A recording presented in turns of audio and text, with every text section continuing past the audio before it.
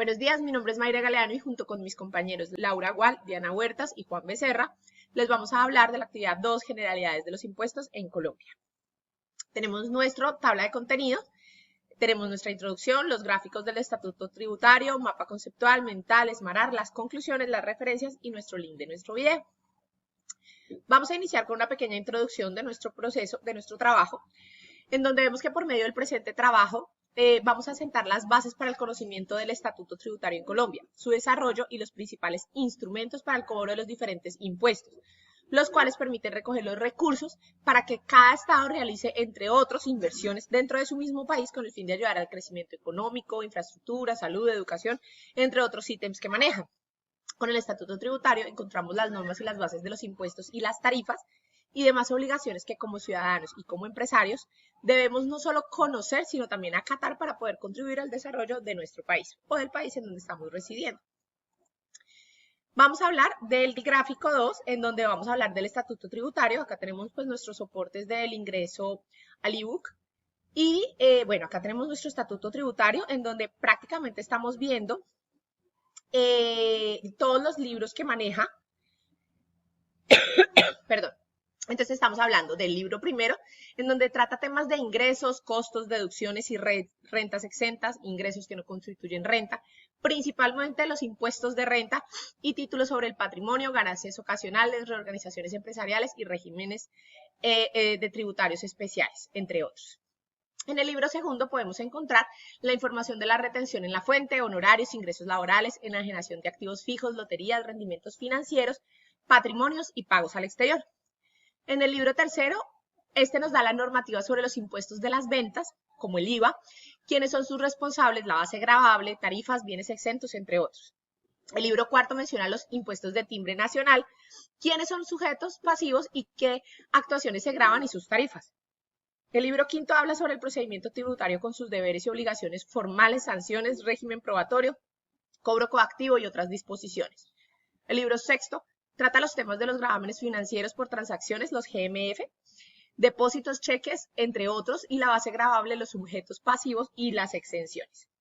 El libro séptimo comprende el régimen de las entidades controladas en el exterior, sin residencia fiscal en Colombia, ingresos y rentas pasivas, descuentos por ingresos, régimen de compañías, holding colombianas, entre otros. Y el libro octavo habla del impuesto unificado bajo el régimen simple de tributación, simple para la formalización y para la generación de empleo. Muchas gracias. Un cordial saludo, les habla Diana Huertas. Bueno, en nuestro punto de las disposiciones generales, de acuerdo al artículo 365 al 374 sobre retención en la fuente, en primer lugar, vemos pues que el gobierno es quien establece las retenciones en la fuente y lo hace pues para poder asegurar el recaudo del impuesto sobre la renta. Ahora, la DIAN es quien establece los pagos mensuales y lo hace para los contribuyentes sobre el impuesto de renta. En cuanto al gobierno, pues el gobierno es quien establece un sistema de autorretenciones pues en la fuente y lo hace sobre el impuesto de renta y sus complementarios. Y en cuanto a la DIAN, pues lo que hacen es que ellos establecen los porcentajes de retención por otros ingresos y estos no pueden superar el 4,5%. Por otro lado, pues el gobierno es quien establece la retención en la fuente y lo hace sobre los pagos o los abonos en las cuentas que sean susceptibles de poder construir un ingreso pues que sea para el contribuyente. El objetivo pues de esto es conseguir en forma que sea gradual el impuesto que se recaude y pues en lo posible dentro del mismo ejercicio gravable que se pueda causar. Ahora, cuando el pago se hace a una persona o a una sociedad extranjera y que no tenga domicilio en el país, pues la retención en la fuente de título será pues sobre la tarifa que corresponda para los pagos que sean del exterior. Por otro lado, los valores retenidos en la liquidación privada, pues los contribuyentes son quienes deducen el total del impuesto sobre la renta y que sean complementarios sobre el valor del impuesto que se les haya retenido. Estos se deben acreditar los valores de las retenciones y serán acreditados en cada contribuyente en la liquidación oficial del impuesto sobre la renta. Por otro lado, en cuanto a la solidaridad de los vinculados económicos por retención, pues se puede ver que la agente es el único responsable por el importe retenido, salvo pues en los casos siguientes, que sería cuando haya una vinculación económica entre el retenedor y el contribuyente, también cuando el contribuyente no presente a la administración pues el respectivo comprobante dentro del término indicado, y los casos en que se pueden presentar sanciones por retención es que pues la persona natural y la persona jurídica, entre la persona natural y el dueño de la empresa, y entre la persona natural y pues quienes constituyen o formen parte de la comunidad organizada. Por otro lado, aquí se puede evidenciar que el gobierno podrá pues, señalar los porcentajes de retención en la fuente y no son superiores al 30% pues, del respectivo pago. Los ingresos por conceptos de servicio del arrendamiento pues, financiero deben tener el mismo tratamiento de manera de retención en la fuente. Estos no son aplicables a los ingresos por conceptos de exportación de bienes, tampoco a ingresos provenientes de los servicios prestados, a personas o entidades del derecho internacional y también a agentes que sean diplomáticos, consulares o de organizaciones internacionales.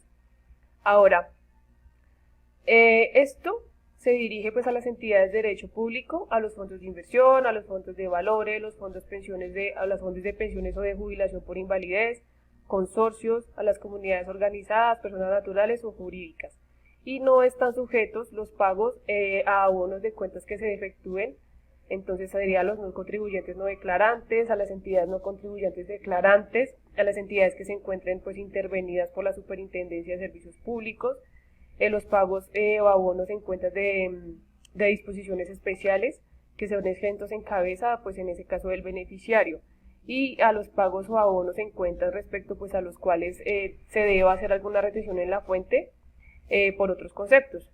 Y a los agentes a los que no se le aplica la retención sería pues agentes que responden por la suma que está obligada pues a retener o percibir en caso pues de que haya algún perjuicio del derecho o que haya un reembolso en contra del contribuyente. Gracias.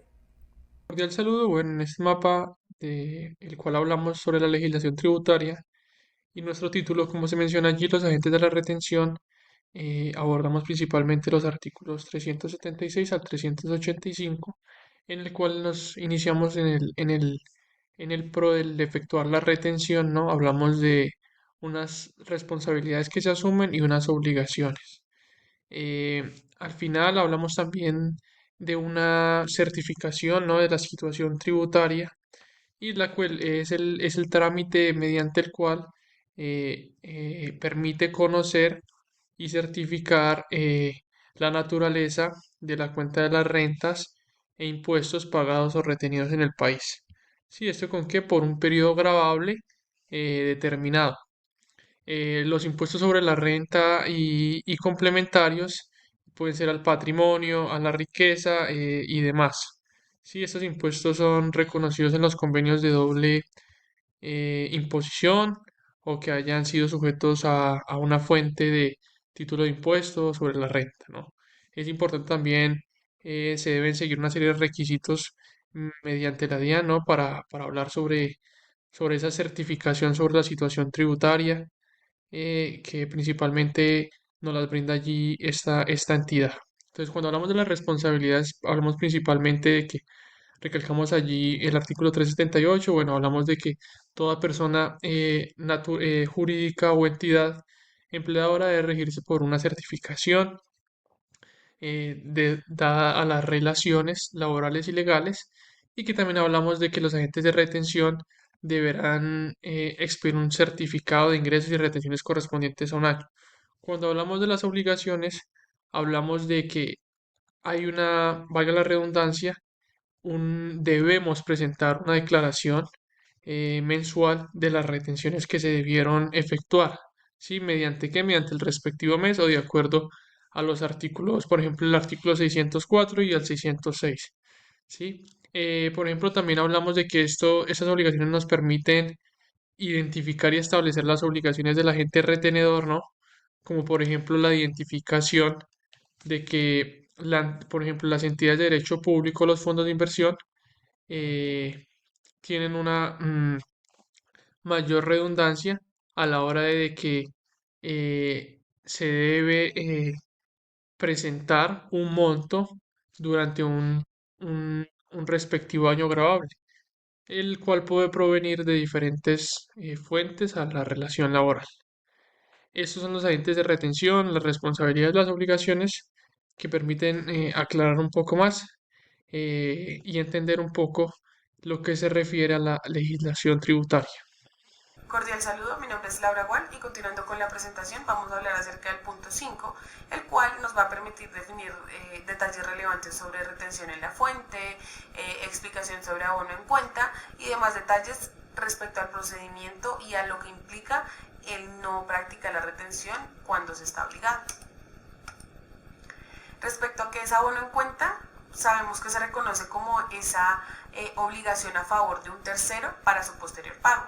Esto se rige por medio del concepto contable del devengo, es decir, es ese hecho que genera la retención. Por lo tanto, el pago es igual al abono de cuenta.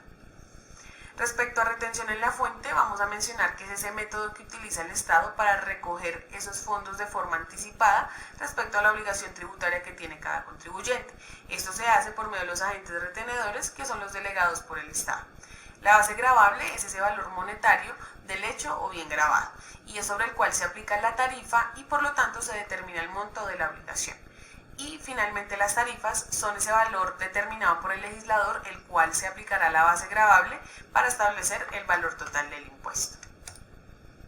Respecto a los procedimientos de depuración en la base de retención para asalariados y las diferencias, vamos a iniciar hablando de que el artículo 388 del Estatuto Tributario nos indica que se debe revisar si el beneficiario del pago o abono tuvo pagos laborales respecto a honorarios, comisiones y demás compensaciones por servicios personales. Entonces existen dos procedimientos. El procedimiento 1, que nos habla de la persona natural residente que obtiene pagos laborales que no tiene ningún vínculo laboral. Luego también las personas naturales residentes que reciben pagos, abonos en cuenta, honorarios, etc. Sin embargo, los trabajadores independientes que perciban rentas de trabajo, pero que pertenezcan al régimen simple, no se les practicarán retenciones a título de renta. Y por otro lado tenemos el procedimiento 2, que aplica para las personas naturales residentes que obtienen pagos laborales o que no tienen ningún vínculo laboral. Este procedimiento solo se aplica cuando se van a efectuar pagos a aquellas personas con las cuales sí se tiene una relación laboral. Para el caso de aquellos que cobran honorarios o servicios, el procedimiento entonces que se aplicará es el procedimiento 1. Y todo esto se toma con base en los artículos 383 y 388 del Estatuto Tributario. Recordemos que el artículo 383 fue modificado por la Ley 2277 a través del artículo 8. Luego, ¿cuáles son las deducciones que disminuyen la base de retención en la fuente? Tenemos tres. La primera son intereses o corrección monetaria para aquellos préstamos de adquisición de vivienda. También los pagos de medicina prepagada, que son también efectuados respecto a seguros de salud. Este valor va a disminuir siempre y cuando mensualmente no se superen los 16 VT o los 192 VT anuales. Y luego tenemos la deducción del 10% del total de los ingresos por concepto de dependientes, estos son ingresos brutos, siempre y cuando el valor no supere los 32 VT mensuales o los 384 VT anuales. Luego, respecto al concepto de autorretención, vamos a mencionar que es ese hecho de practicar la retención sobre los ingresos propios percibidos y grabados.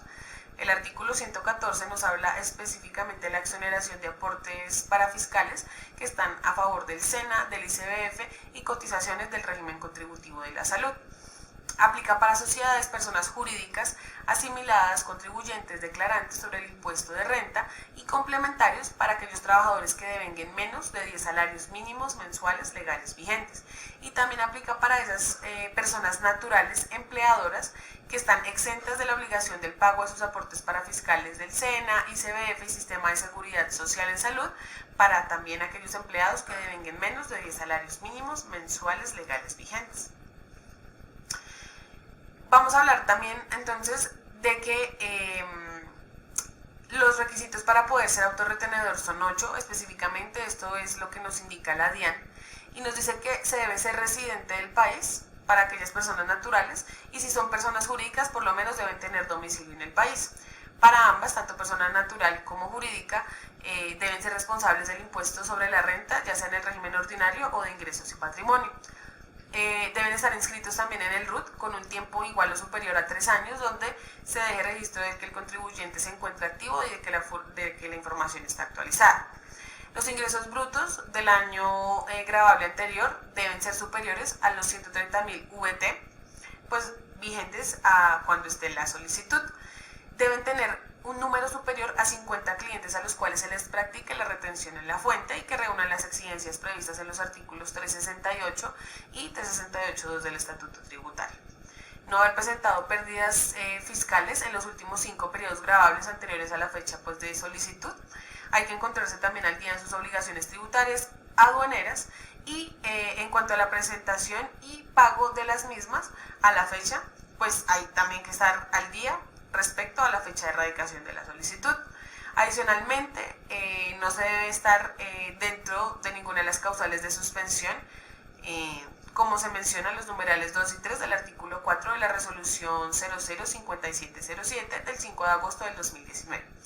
Y finalmente no se debe encontrar en proceso de liquidación, reorganización, reestructuración o toma de posesión o suscrito de acuerdo a la reestructuración de una empresa.